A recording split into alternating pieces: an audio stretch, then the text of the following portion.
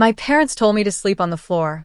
I just laughed, grabbed my things, and booked the most luxurious suite in the same hotel. For years, I was an extra in my own life. Deep in that stuffy house in the interior of Texas, where time seemed to stop between one awkward silence and the next, my existence was just a detail. I grew up that way, no noise, no celebration, no praise. It was as if I was only there to fill a quota. Jessica, my older sister, was everything my parents thought a daughter should be. Beautiful, outgoing, ambitious, and above all, visible. In their eyes, she was destined for success from the cradle. Every achievement of hers became dinner table conversation, even while I sat on the other side, trying to exist. When she was elected class president, they bought cake. When I got an honor medal at school, my dad just said, "Nice," and went back to reading the newspaper. I'm not exactly sure when I started to dim my own light. Maybe it was that Christmas morning when all the gifts were addressed to Jessica and mine. An old, unwrapped book sat forgotten in the corner of the couch. Maybe it was during family gatherings, where I'd be interrupted mid-sentence and no one would notice. Or maybe it was just the result of years of crying silently into my pillow, because yelling wouldn't change anything there. But the truth is, one day I convinced myself that being invisible was safer than fighting for a space that never existed for me. I grew quiet. I accepted it. I became the kind of person no one remembers when telling childhood stories. It was like that until I was 25, when I realized staying there would be a silent pact with self-erasure. I needed to leave, not just physically, but emotionally. Moving to another city wasn't enough. I had to escape the identity that house forced me to carry. I said goodbye in silence. No tears, no heartfelt hugs. Just my mother's old phrase, "Take a jacket, it's going to get cold." It wasn't concern, really. It was habit. An automatic reflex from someone who cares about logistics, not destinations. I packed my bags and left that home where I'd never been truly welcome. I drove for hours, without looking back. I arrived in a mid-sized city, one that smelled like coffee and had the constant hum of traffic. It was strange to be in a place where no one knew who I was, but also liberating. For the first time, I could be whoever I wanted. And I chose to be someone with a voice. I started small. A simple job at a tech office. Coffee, broken printer, rushed boss.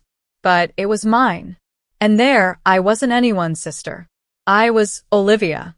Just that. And little by little, I built the life no one thought I could. I worked twice as hard. Took online courses at night, learned public speaking, joined big projects. Before I knew it, I was a reference. Quietly, I climbed the ladder. New position. Tripled salary. An apartment with big windows and plants in every corner. Investments. Recognition. Invitations to business events, awards, networking with people I never would have met had I stayed in that forgotten place. But I never told them. Nothing was posted, shared, or mentioned in the family group. Not because I was hiding, but because they never asked. No calls. No messages asking, "How are you?" or "Are you still living away?" It was as if I had ceased to exist. And maybe that's exactly what they wanted. At first, I'll admit, it hurt. Part of me hoped that one day my mom would call, just to say she missed me. That my dad would at least ask if I needed anything. But no. The phone only rang when it was about Jessica. "Did you see Jessica in the paper? Jessica got promoted. Jessica's getting married." Even the messages they sent me had her in them. As if I only existed through her. And then I accepted it. They didn't want to know about me. And that had to stop destroying me. That's when I turned the pain into focus. I opened my own consulting business. Alone. Every new client felt like a slap back at that old rejection. Every conference I was invited to speak at was like screaming to the world, "I've always been enough. You are the ones who didn't want to see it." Over time, I stopped seeking approval. I started caring only about those who truly saw me. I made new friends, people who knew my story not through pain, but through the strength that came after. With every step I took, my voice grew louder. Not the voice that asks for permission, but the one that demands respect. And even with all that, I remained silent. No Instagram posts. No travel photos. No, look where I got to. It wasn't pride. It was strategy. Part of me knew that one day I would show them. Not through likes or comments, but in person, face to face, in a way they couldn't ignore. It was an ordinary morning, one of those days the world keeps spinning without warning. I was having coffee, reviewing a presentation when my phone buzzed. Family group. That group always active when Jessica had something new to share. I rarely interacted, but out of habit or some kind of masochistic curiosity, I checked it. A flood of messages, emojis, airline tickets, animated gifs of suitcases being packed. Then a message from my mom. We're all going to Colorado. It's going to be great to have the family together again. Everyone replying, laughing, excited. Jessica sent the hotel link. My dad talked about the itinerary. Even a second cousin got tagged. But no one mentioned me. Not a single "What about you, Olivia?" Not one mention. It was as if the trip had already been decided. Everyone, except me. I felt my blood run cold.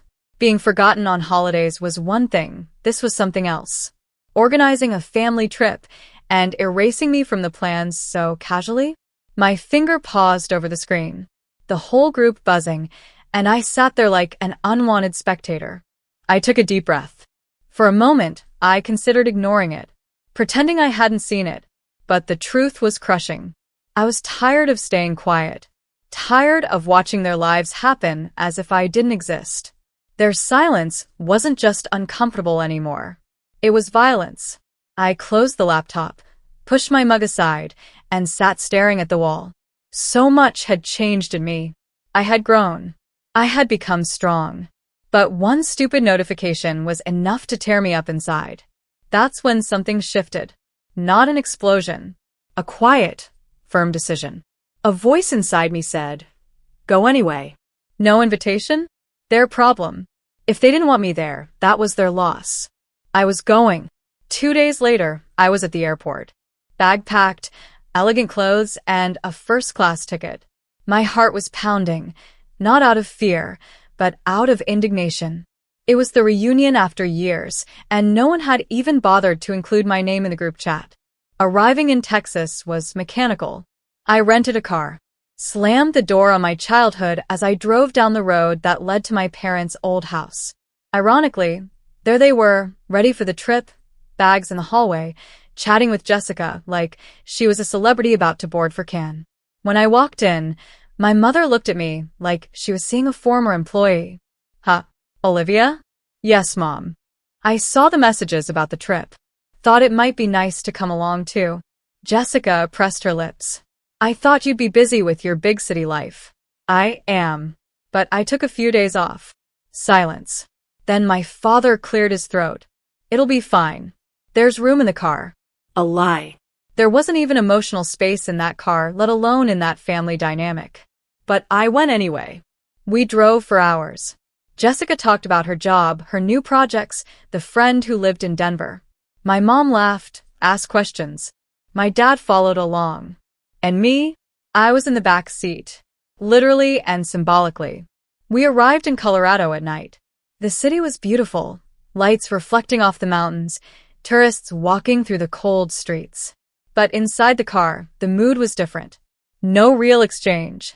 No connection. Just the old script. Jessica at the center, me on the edge. At the hotel, the same scene repeated itself.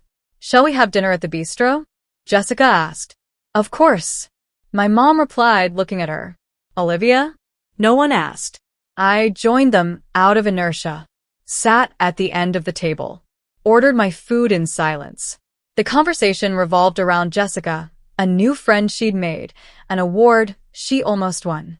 That night, in the elevator, my mom said, "Jessica has so many important contacts." "Yeah, she's done well," I answered. "Well, each in her own time, right?" She said, with that passive-aggressive tone. She always used to diminish me. In the hotel room, things felt even stranger. I was sharing the space with my parents and Jessica, their decision. The reservation had been made that way.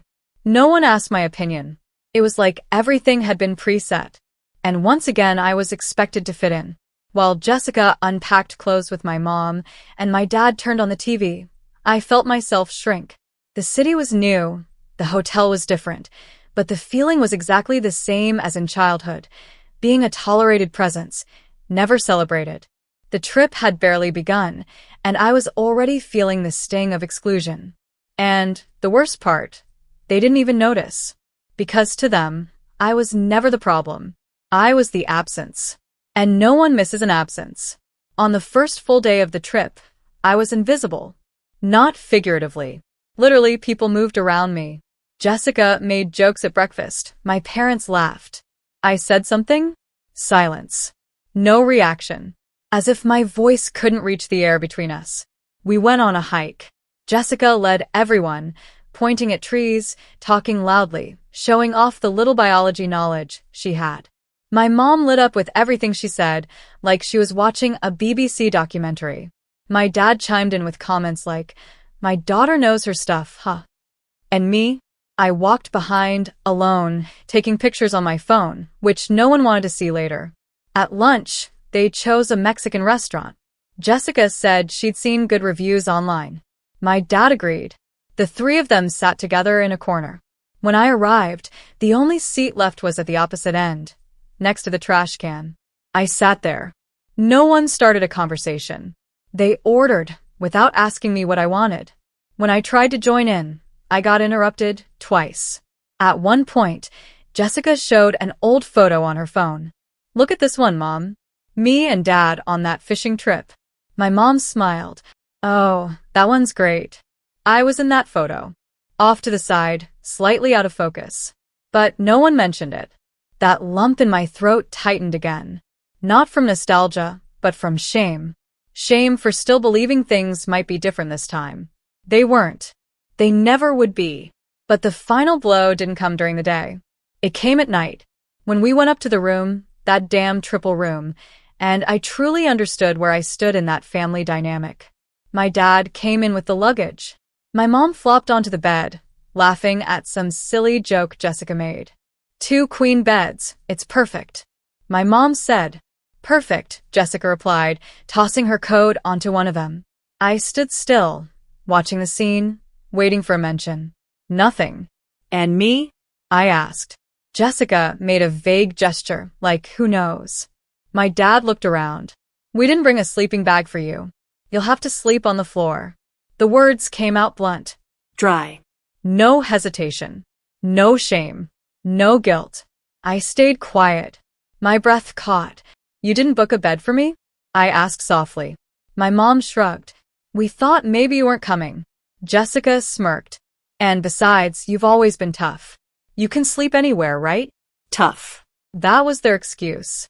Always had been. Because I could handle it. Because I didn't cry. Because I moved on. So everything was allowed. Leave me out. Push me aside. Make me sleep on the floor, literally. I felt my face burn. My throat close. My chest pound. But I didn't cry. I didn't scream. I didn't beg. I just bent down, grabbed my suitcase, turned around, and walked out. The door clicked shut behind me with a cold snap. My steps were firm on the carpeted hallway. With every meter I walked away from that room, something inside me shattered, and something new was born in its place. At the front desk, the clerk gave me a professional smile. "How can I help you, ma'am?" "I'd like a new reservation. Presidential suite." He hesitated. "Would you like to see the rates first?" "No need." I handed over my card. Black. Matte. Imposing. Black. That card was more than a payment method. It was a symbol of the life I built, of what I accomplished, of everything they never asked about. The clerk typed in the information. "All set. The suite is ready. Elevator to your right. Top floor." I stepped into the elevator and pressed the button firmly. When the doors closed, I broke down. The tears rolled silently. It wasn't sadness, it was mourning. The death of a part of me that still hoped to be accepted, to be cared for, to have a bed. In the hallway of the penthouse, the silence was different. It was luxury, not rejection. I entered the suite. King bed. Bathtub with a view of the city. Wine on the table. An entire space, just for me. I dropped my things, took off my shoes, looked at my reflection in the mirror. I was exhausted, but also whole. For the first time, I was my own priority. No one could push me to the floor here. The life they never acknowledged? It was all right there, in that suite. And the best part? I didn't need anyone to see it to know how real it was.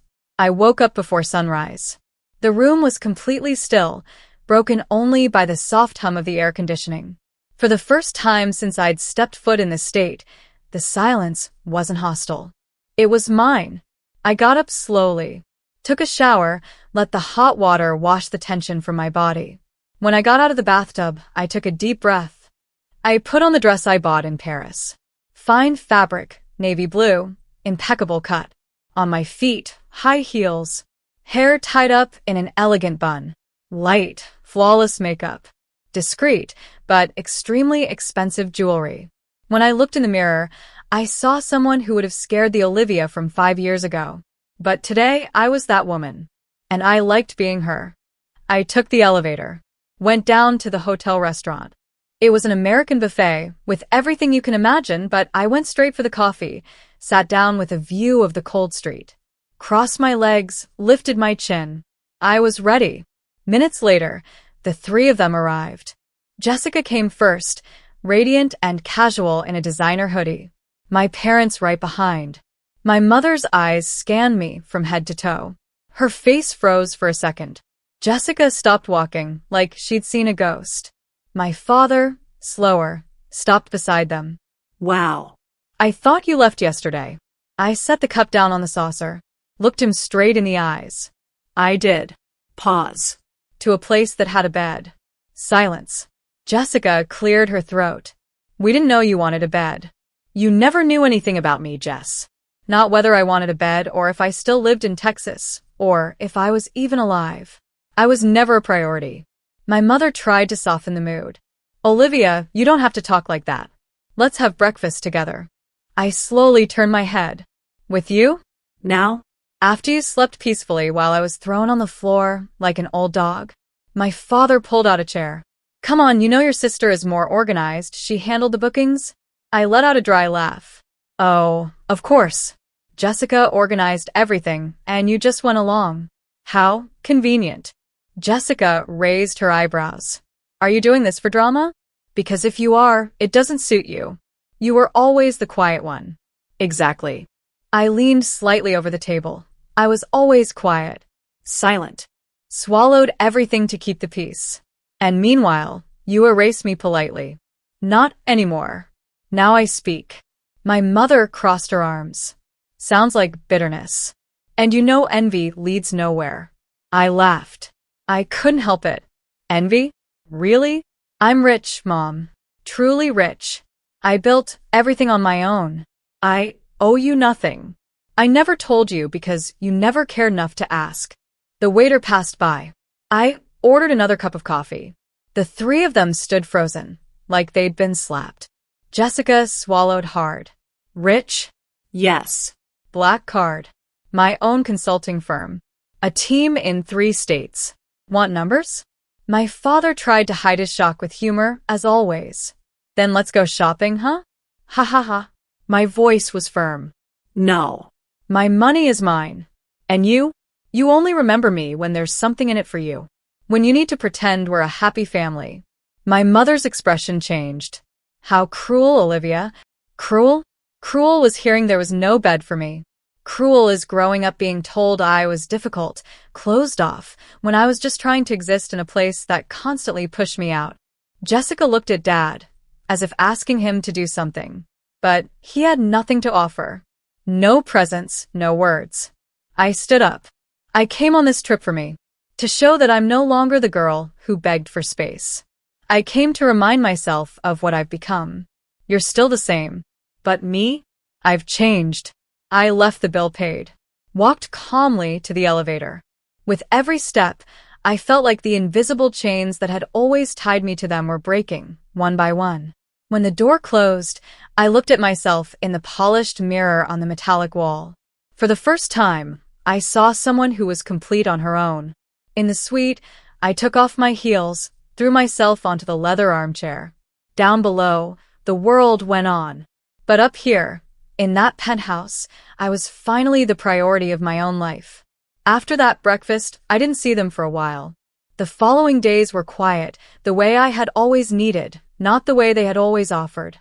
The suite was spacious, comfortable, full of little luxuries I used to think I didn't deserve. Now, I enjoyed each one like someone savoring a new life, because that's what I was living. I'd go down for breakfast without rushing, choose my favorite table, read the news on my tablet. Sometimes I'd go out alone, walk through the historic downtown streets in my wool coat, take photos, sit at restaurants for lunch like someone who belonged in that setting. And I did belong. There was no need to share anything with them. No attempt at closeness on my part. And none from theirs either. The family group chat remained active, but as if I wasn't even staying in the same hotel. They planned outings among themselves, talked about dinners and events, all with the same ease with which they had always excluded me. The difference was that this time, I didn't feel pain. I felt relief. On the second to last night, I walked alone along a lit trail by the lake. The wind was sharp, but not cold enough to keep me away. For the first time, I thought maybe I had never really belonged to them. And that wasn't a problem. It was just a fact. My mistake had been thinking I needed to fit in, that my worth depended on being accepted. But now I saw clearly, I was only small when I tried to fit into their narrow world. On the last day of the trip, I found them all in the hotel lobby. They were sitting there looking bored. Jessica was staring at her phone. My dad was complaining about the air conditioning. My mom was trying to organize the bags. None of them noticed me approach. "Ready to leave?" I asked. 3 heads turned at once, surprised. My mom looked at me like she'd forgotten I was still there. "Oh, you're on the same flight?" No. "I have a later flight." "Oh," she said, dryly. Jessica stood up. "Well, I hope you enjoyed your activities." I enjoyed them very much, actually. It was the best trip I've ever taken. "Alone?" she asked, half laughing. "Finally," I replied firmly. My dad tried to lighten the moment with that old condescending tone. "You're a star now, huh? But you're still our little girl, okay?" "I'm not. I wasn't. And I never will be." "You say that now," he said, laughing. "I say it now because it's true. You don't know me. You never wanted to. You left me out until the very last second of this trip. And even so, I've never been better." My mother sighed, as if exhausted by her own daughter. "You know what you've become, Olivia? A show-off," Jessica added bitterly. "And selfish." I stepped closer, looking her straight in the eyes. "Selfish is thinking you have the right to dim others to shine. I'm not selfish. I just learned to put myself first. And now, for the first time in my life, that has a name. Freedom." Jessica turned her face away. My father shook his head. And my mother stayed silent. There were no hugs. "No, it was nice to see you." Nothing. They left the hotel as if that trip had just been another ordinary outing. But for me, it was the final chapter. I went back to the room and closed my suitcases. Ran my hand over the suite's note, left the key on the front desk. When I got into the car I'd ordered through the app, I looked at the hotel's facade one last time. Not out of nostalgia. Just to be sure that part of my story was truly over. At the airport, I ordered a glass of wine before boarding. I saw my reflection in the bar window. For the first time, what I saw wasn't a shadow, or Jessica's sidekick, or a rough draft of a daughter. It was me, Olivia. Whole. Free. As the plane took off, I closed my eyes. I left behind not just a city, but a whole expectation of belonging. A wait that lasted for years and finally ended not with the embrace I had dreamed of, but with the certainty that I no longer need that embrace. The Olivia who accepted crumbs stayed behind in that hotel room. The one who moved on? That's me. And I'm not going back. Olivia learned the hard way. Sometimes setting yourself free is more important than being accepted. Want more powerful stories like this one? Subscribe to the channel and hit the notification bell.